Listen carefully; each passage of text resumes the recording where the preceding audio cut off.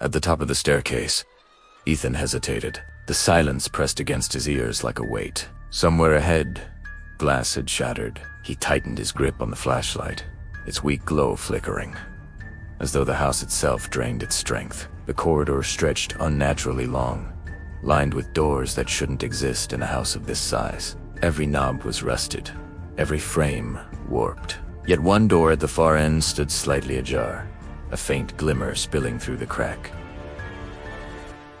The sound of glass seemed to come from there. Step by step, he approached. The floorboards groaned beneath him, but the noise wasn't quite right. It echoed too loud, as if the house were amplifying each movement, mocking his attempt at silence. Ethan pushed the door open.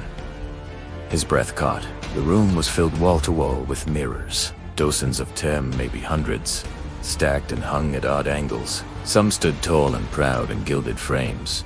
Others were cracked into spiderweb fractures, their pieces leaning drunkenly against the walls. The dim light from his flashlight bounced endlessly, reflections stretching like tunnels of infinite glass. For a moment, he saw himself multiplied 1,000 times. Then he realized something horrifying. Not all of them were moving the way he was. He lifted his flashlight. Some reflections stayed frozen. Others turned their heads before he did. A few smiled when he was pale with terror. Ethan's skin prickled. He muttered, "This isn't real." But the reflections disagreed. One of them, just one, near the farthest mirror, lifted its hand and waved. He hadn't moved. The sound of cracking glass reverberated again, though none of the mirrors seemed to break. His light passed across a tall, ornate mirror leaning against the far wall. Its frame was gilded with twisting shapes, faces. Maybe, though they were too warped to recognize. The mirror was cracked but still intact, and what he saw on it nearly made him drop the flashlight.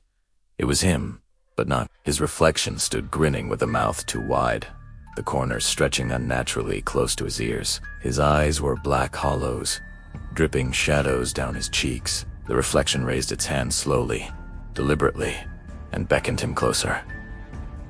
"No," Ethan whispered, stepping back, but the mirror rippled, as if its surface was liquid. A sound rose from it, a low groan, like a voice muffled beneath water. He turned to flee, but every other mirror now showed the same reflection. Dozens of smiling, hollow-eyed versions of him, all beckoning in unison. Something cold brushed his wrist. Ethan jerked around just in time to see his reflection's hand, pressing through the glass, pale fingers stretching impossibly long. They clamped around his arm like ice. He pulled, heart racing, but the grip only tightened, stronger than bone. "No, let me go." His screams were swallowed by the room itself. The mirrors vibrated violently, their surfaces shivering with laughter that wasn't human.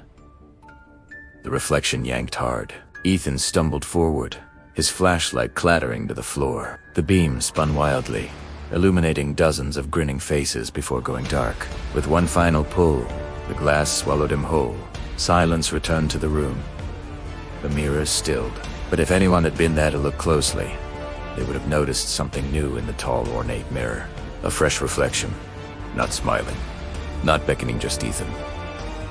Pounding on the other side, his mouth open in a scream no one could hear.